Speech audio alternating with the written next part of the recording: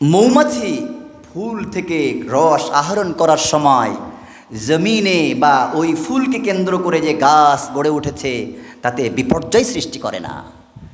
তার রস দিয়ে মধু উৎপাদন করতে গিয়ে এই উৎপাদন প্রক্রিয়ায় পৃথিবীতে বিপর্যয় সৃষ্টি করে না। বিপর্যয় তো করেই না, বরং ফুড অ্যান্ড এগ্রিকালচার অর্গানাইজেশন, জাতিসংঘের ফাও গবেষণায় বলেছে, মৌমাছি তোমরা এক নামে বলো, মৌমাছি পলিনেট দি এন্টায়ার প্ল্যানেট। এই মৌমাছি গোটা প্ল্যানেটকে, গোটা পৃথিবীকে পরাগায়নের মধ্য দিয়ে গাছে গাছে ভরে রেখেছে। সুবহানাল্লাহ। মৌমাছি যখন কোনো ফুলে বসে শুধুমাত্র রস আহরণ করে থেমে থাকে না, বরং রস নেওয়ার সময় পরাগায়ন করে অন্য জায়গা থেকে যে পরাগ নিয়ে এসেছে এখানে সে রেখে যায়, যার বদৌলতে পরাগায়নের মাধ্যমে উৎপাদন হতে থাকে, গাছে গাছে ভরতে থাকে গোটা পৃথিবী। সুবহানাল্লাহ। আরেকটা সমীক্ষা এসেছে, গোটা পৃথিবীর 2-3 ভাগের 2 ভাগ খাবার, food production depends on the বিজ। মৌমাছির উপরে গোটা পৃথিবীর 3 ভাগের 2 ভাগ খাবারের উৎপাদন নির্ভর করে মৌমাছির কার্যক্রমের উপরে। সুবহানাল্লাহ। মৌমাছি হলো পৃথিবীর সবচেয়ে ব্যস্ততম প্রাণী, যা প্রতি মুহূর্তে শ্রম সাধনায় ব্যস্ত থাকে। কথা বুঝে এসছে? সুতরাং উৎপাদন ক্ষেত্রে সে তার চারিপাশকে, পৃথিবীকে বিপর্যস্ত করে না। কিন্তু আজকে আমরা আমাদের ইকোনমিক এঙ্গেজমেন্টে আমরা উৎপাদন করতে গিয়ে, মাছ উৎপাদন করতে গিয়ে, চাল উৎপাদন করতে গিয়ে, গম উৎপাদন করতে গিয়ে, বিল্ডিং ইন্ডাস্ট্রি করতে গিয়ে আমাদের এই সফট সয়েলকে আমরা দূষিত করে ফেলেছি। আজ এই মাটি বড় ক্লান্ত, আজ এই মাটি বড় শ্রান্ত, আজ এই মাটি সব দিন ধ্বংস হয়ে যাচ্ছে। 100 years ব্যাক এই মাটি থেকে উৎপাদিত একটা আপেল থেকে একজন মানুষ যেই পরিমাণ আয়রন আহরণ করতে পারত, এখন সেই একই পরিমাণ আয়রন আহরণ করতে হলে গবেষকরা বলছে অন্তত 20টা আপেল তাকে খেতে হবে। আল্লাহু আকবার। কারণ কি? গবেষকরা বলছে এই মাটির স্বাস্থ্য খারাপ হয়ে গেছে, মাটির স্বাস্থ্য আগের মতো উর্বর নেই। এজন্য এখন জলবায়ু কর্মী এবং জলবায়ু বিজ্ঞানীরা একটা নতুন কনসেপ্টের জন্ম দিয়েছে, প্ল্যানেটারি হেলথ। প্ল্যানেটারি হেলথ মানে এই মাটির, পৃথিবীর স্বাস্থ্য নিয়ে আমাদেরকে সজাগ হতে হবে। সলিমুদ্দিন সজাগ কোত্থেকে হবা? কোরআন থেকে গাইড নিতে হবে। ইসলাম পৃথিবীকে এমন জীবন বিধান দিয়েছে, 1400 বছর ধরে কোরআন সুন্নাহর আলোকে সমাজ চলেছে। কখনো ওই ধরনের মুসিবত, জলবায়ু পরিবর্তন, বৈশ্বিক উষ্ণতা, সয়েল ডিগ্রেডেশন, মাটির স্বাস্থ্য খারাপ হয়ে যাওয়া কখনো তৈরি হয়নি। কারণ আল্লামা কাজী আয়াজ রাহিমাহুল্লাহ বলতেছেন, আহকামুশ শারা আওয়ামির ওয়া নওয়াহি তাকতাজি কুরবান ওয়া মাহাসিন ওয়া জাজরান আন মানাকির ওয়া ফাওয়াহিশ ওয়া ইবাহাতান লিসালাহিল আলাম ওয়া ইমারাতান লিহাদিহি দার বিবনি আদম। আল্লাহু আকবার। আল্লামা কাজী আয়াজ রাহিমাহুল্লাহ বলতেছেন, শরীয়তের বিধিবিধানগুলো আসলে কি?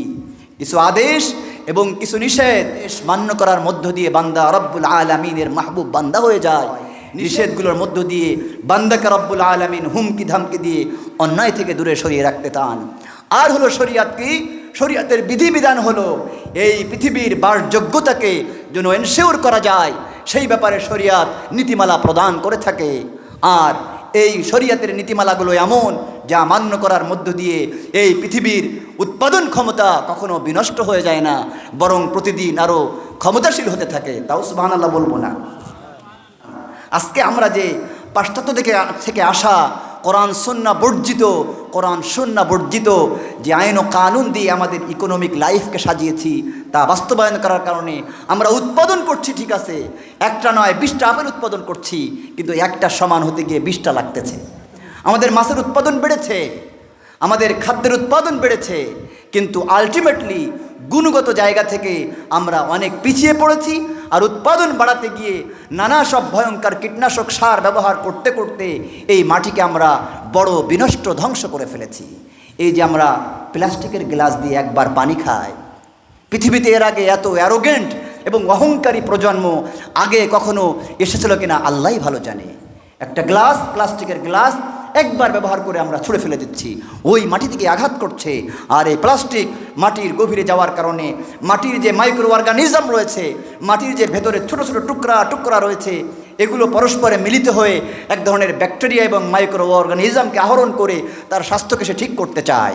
কিন্তু এই প্লাস্টিক যখন মাটির গভীরে পড়ে যায়, তখন মাটি মাটির সাথে মিলতে পারে না, তার স্বাস্থ্যকে সুন্দর করে গড়ে তুলতে পারে না, বিজ্ঞান বলছে।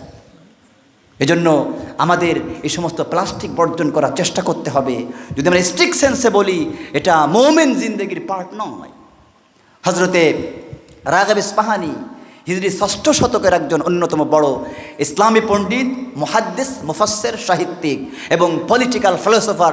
আমাদের আজকের কনটেক্সটে বললে ওনার একটা বিখ্যাত কিতাব রয়েছে দারিয়া ইলা মাকারিমিশ শরিয়া।